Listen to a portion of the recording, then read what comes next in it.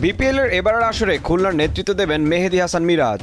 সদ্যই West ইন্ডিজের মাটিতে তার নেতৃত্বে 15 বছর পর ক্রিকেটের কুলিন ফরম্যাটে জয় পেয়েছে বাংলাদেশ। তাই এবার খুলনার ফ্র্যাঞ্চাইজিটি তার দিকে মুখিয়ে থাকবে তা নিশ্চিত।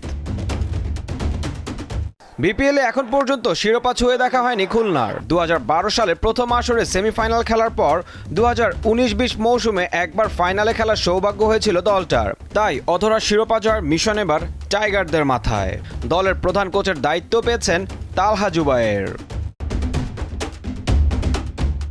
খুলনা টাইগার্সের ডেরায় আছেন এক ঝাঁক অভিজ্ঞ ক্রিকেটার। সরাসরি চুক্তিতে খুলনায় কাপ্তান হিসেবে যোগ দিয়েছেন মিরাজ। এছাড়া ড্রাফট থেকে হাসান মাহমুদ, নাইম শেখ, ইমরুল কায়েস, মাহিদুল ইসলাম, আবু হায়দার রনি, মাহফুজুর রহমান, মাহমুদুল হাসান জয়, জিয়াউর রহমান ও মোহাম্মদ হাসনাইনকে তুলে নিয়েছে খুলনা।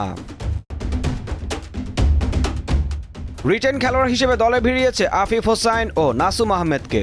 বিদেশিদের মধ্যে সরাসরি চুক্তিতে আছেন মোহাম্মদ নওয়াজ ও শানে থমাস। পেস বিভাগের নেতৃত্ব দেবেন রুবেল হোসেন। যদিও ড্রাফটে তিনি জায়গা না পেলেও পরে তাকে দলে ভিড়িয়েছে খুলনা। বিদেশিদের মধ্যে আছেন মোহাম্মদ হাসনাইন, লুইস গ্রেগরির মতো তারকারা।